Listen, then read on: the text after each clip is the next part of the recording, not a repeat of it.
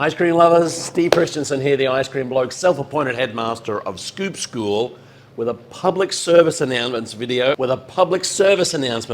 here to teach you the correct way to eat Milo. You'll need a sharp knife, you'll need a large spoon, you'll need an opaque cup, meaning one that you can't see through.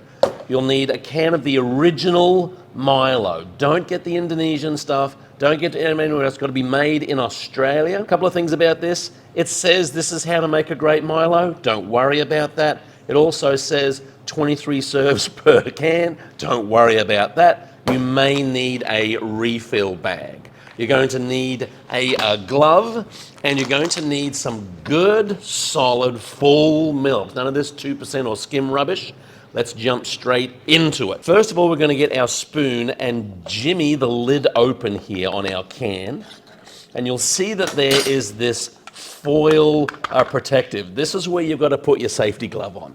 Ladies and gentlemen, this foil will rip you to pieces. Safety glove on first. Get your knife over here, small pierce, and use your safety glove to make sure that you're pulling the foil off the container. I'm telling you right now, you don't get everything off, you're going to be in a world of hurt later on. Now you'll see here that this can has a beautiful chocolatey, malty consistency. This is probably some of the most delicious powder ever known to man. Look at this. Now beware, you may think that you can put this straight into your mouth.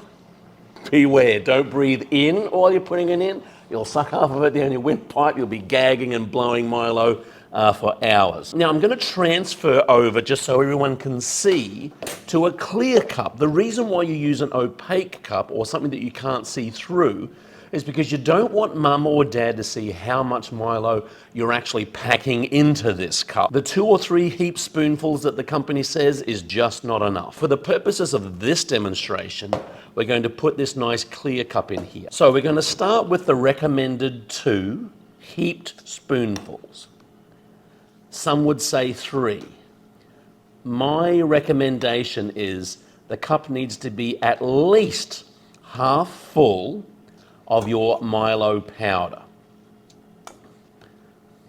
That's probably where we need to be right now.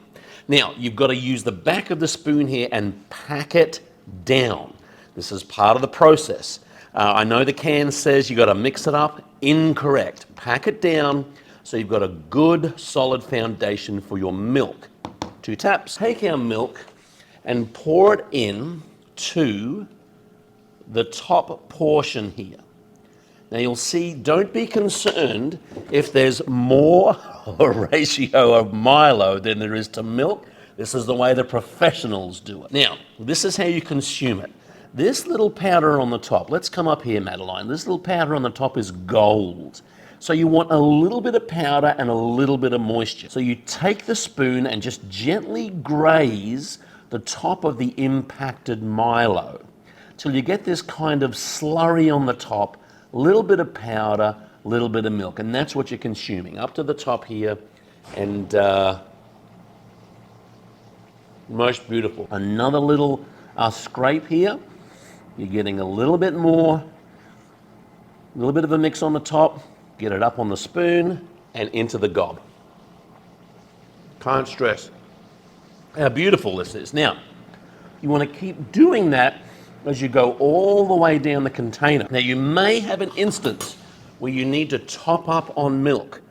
Do not be afraid to have your milk container close by so that you can continue to top up on milk. When tragedy happens, as tragedy sometimes does, and for whatever reason you haven't compacted it down right and you get this massive, your massive container of Milo makes its way up to the top of the cup, you're in a real kerfuffle here. So this is where you're going to have to basically try and separate out the milk from the avalanche, the vertical avalanche, and then again, just take small spoonfuls at a time rather than the whole lot.